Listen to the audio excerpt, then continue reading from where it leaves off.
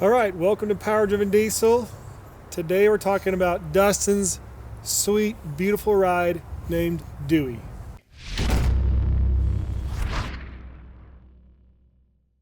Dustin's like our head shop guy. He's our main training builder. He builds all the transmissions that go on the race trucks.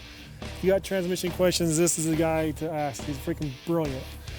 And he wanted to go racing. He wanted to go fast. And most guys get a truck and they do a little bit here, a little bit there. Dustin decided to skip all the intro and just go big. So the first thing you gotta do is find a truck. Why is this truck such a great race truck?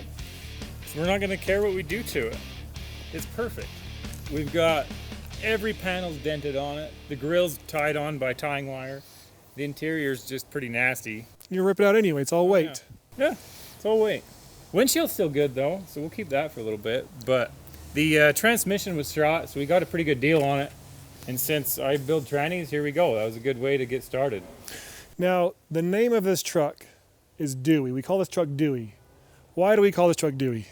Well, it's been involved in a few pullovers that ended in DUIs. I was told that at one point in time, the previous owner had a known 7 DUIs. And I don't know if it's all in this truck or not, but when I started cleaning it out a little bit, there was a grocery sack full of beer cans in there. So there's a little bit of evidence. Dewey, all the dents, all the dents make much more sense in Dewey.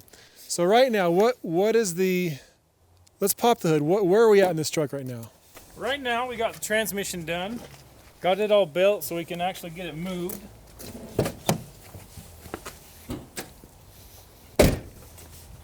One late Saturday night, had a little peer pressure from my coworkers. We threw some head studs into it. We're gonna see how much this thing will handle on a stock head gasket. So actually in this, we've actually been curious about this for a long time. There's been a lot of rumors of how much boost you can hold with ARP 625 head studs. That's a really expensive, high dollar, super head stud. So this is not O-ringed, this is not fire ringed, but it is torqued up with the super studs. I'm kind of curious, how much can you push this before you break a truly stock head gasket with only bolt-on parts? So that's pretty fun for me personally. I'm excited to see it. We threw some of our full cut delivery valves and some of our budget builder 5x20s. And right now it'll push some fuel for that poor little HX35 that's on its way out already as it is. So we're gonna get another turbo on this and see what it'll hold, and then down the road, we're gonna try and break 1,000 horse with it.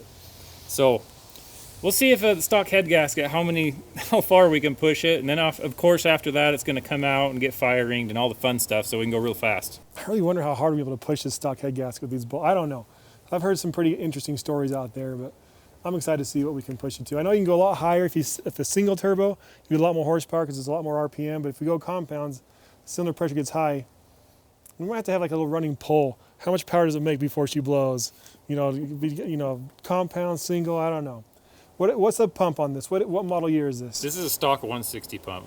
So we're gonna have to do some. This is a 95 automatic, so it's got stock 160 on it. So we're gonna need a little bit of love there too. Yeah. Obviously. So right now, this is just the introduction. We're gonna see this truck and all the upgrades as we go. So next time you see this, what are we doing next time? What are we putting on this you see next time? Oh, we're debating on a turbo, but we also got to get the rear diff handled because one tire fryer. One tire, man. It'll just pull that one tire off the ground and there she goes. That's all it'll do. So we got what a 70? No, a locker, right? A Detroit locker we're putting in. Yeah, it? we were gonna put a Detroit locker in it. That'll help it still be a little more street friendly because I still want to daily drive this thing in the nasty weather conditions. They'd like to put salt here, so I want to be able to drive it to work and not worry about it. So one thing, when you're building a hot street truck, I talk to a lot of people about this, and I talked to Dustin about this. He's got a 4-wheel drive truck. If you ever plan on being anywhere near 1,000 horsepower in a real truck, a 2-wheel drive is like driving on snow 365 days a year. You get a 2-wheel drive truck, I don't care what gear you're in, you get 1,000 horsepower on street tires on a wet street or on any street, you can never use the power unless you're at a drag strip. So if you have the goals of making a powerful street truck, really think about a 4-wheel drive, because if you put in a 4-wheel drive, you can feel the power on the street. If you're in 2-wheel drive, you're just going to go up and smoke at that power level. So I'm glad it's a 4-wheel drive on a street truck, big power. I think it's key personally. Will likes to do his 80 mile an hour burnouts in his junker drag truck, but that's all you can get. Third gear, that's all you got, man. You can't. When you get on that thing and you can't drive on the street. There's a weight disadvantage four-wheel Yep, drive. But that's true. If you can hook it up, it's not going to matter. At a drag strip, you're a disadvantage. On the street, you will destroy the junker. No question. No question. Maybe we'll see that day come. That's going to be a fun race. I know where my money's on. So anyway, UPS Man's here. All right. That means this video's over. See you next time.